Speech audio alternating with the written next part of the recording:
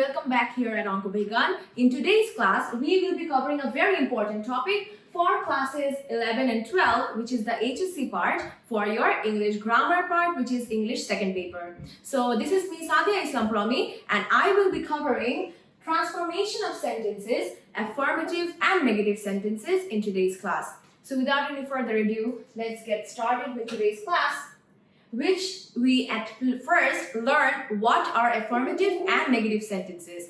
So as you can see here, whenever we say that something is affirmative, we generally think of it in a positive tone. What this means is, if there is any affirmative word, phrase or a sentence, it will express the validity or truth of a basic assertion. What does a basic assertion mean?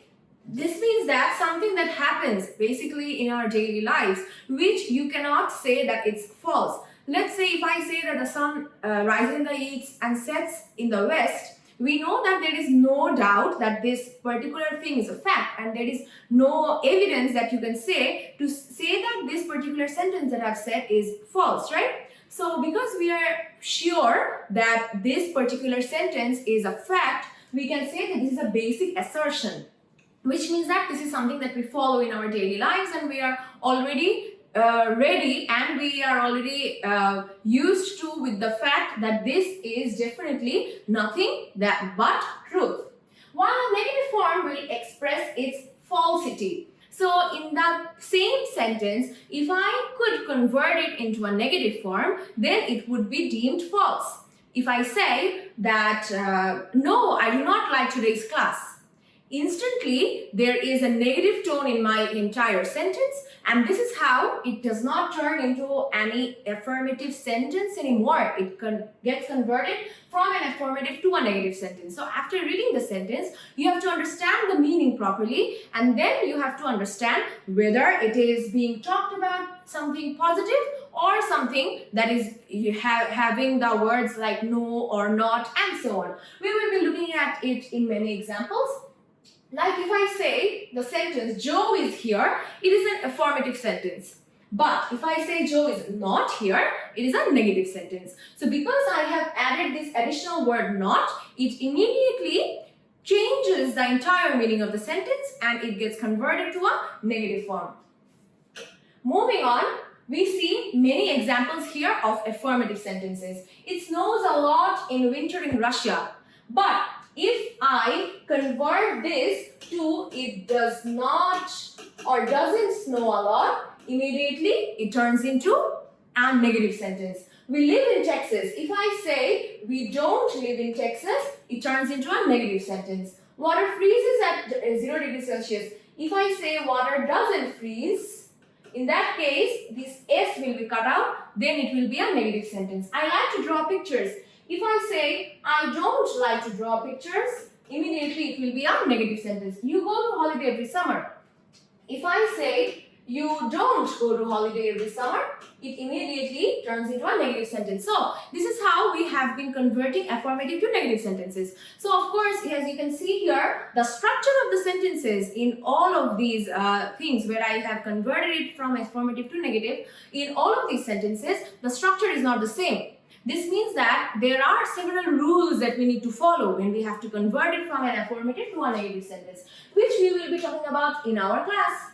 So the first rule, as you can see here on the board, if there is a sentence that has only or alone, it will be changed into none but or nothing but or not more than or not less than.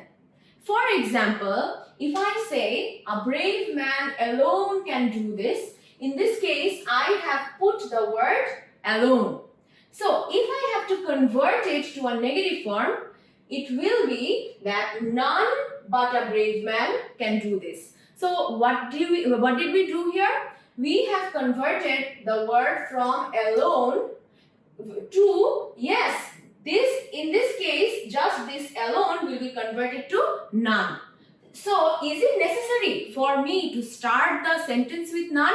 No. I could put the word none in the middle as well. Like I could say, a brave man, nobody but a brave man can do this. Or I could say, a brave man but nobody else can do this. So in this way, instead of using the word only or alone, I can just use the word none, or I can use nothing or not more than or not less than. Like, I need a book only. So if there is I need a book only, the word only will be converted to what? I need nothing but a book. So the word only has been converted here to nothing. So in this case, I cannot say I need none but a book. Why? Because the word none is referred to those which are human beings or those which have life in them. But of course, a book is an inanimate object, which means that it is a non-living thing. For that reason, it will have nothing instead of only. Instead of none. We will be putting nothing for inanimate objects. Then let's see another sentence. I need 10 taka only. So if there is 10 taka only, I can write I don't need more than 10 taka. So now you can see how more than has been used here. Why? This is because you are trying to say that you need only 10 taka, where 10 taka is the maximum value. So if the 10 taka is your maximum value, then for changing it into negative sentence, we will be using I do not need more than 10 taka. However, if your 10 taka was minimum value, like if I said you need a minimum of 10 taka to get a chocolate. In that case, the negative sentence will be you don't need less than 10 taka, or you cannot purchase a chocolate with less than 10 taka. So you see how after reading the sentence, you have to understand that whether the amount that you are being talked about, is it a maximum amount or a minimum amount. If it's a maximum amount like this, then we will be putting more than. If it talks about a minimum amount, then we will be putting less than. Okay. So this summarizes our rule number 1. In rule number 2, we see that if in an affirmative sentence you find must or have to or can, then it will turn into what? It will turn into cannot but. So must, as you can see here, must and can, they are what? They are called modals.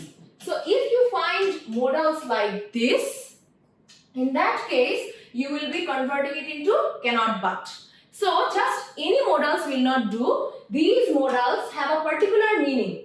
These modals have a particular meaning that there is no exception. Like if I say that there is no exception, you have to do it. There is no way that you can do anything else apart from this particular job. In that case, after reading the sentence, if you think that the sentence summarizes this particular sentence, that there is no exception but you have to do it, in that case the negative form will be cannot but. Like affirmative sentence, as you can see here, is you have to drink clean water. This means that there is no alternative to drinking clean water. Drinking clean water is a must. There is no way that you can escape from it. So after reading the sentence, if you see that the meaning suggests that there is no other way out of it, you must particularly do this activity. In that case, in the negative form, you can use the phrase cannot but. So you have to say you cannot but drink clean water. So because you have to drink here is expressing any emphasis or any order of importance to the topic. For that reason, in the negative form of the sentence, I have used the phrase cannot but. So once again, in these transformation of sentences, what is very important is so that you understand the meaning of the sentence. It's not necessary that every single time you look at have to, you have to write cannot but. No, you have to understand the meaning of the sentence and then go with these rules. These rules are there to help you out in your exams. But once again, you have to read a sentence, you have to really understand what it means and then apply these rules in your sentences. Alright.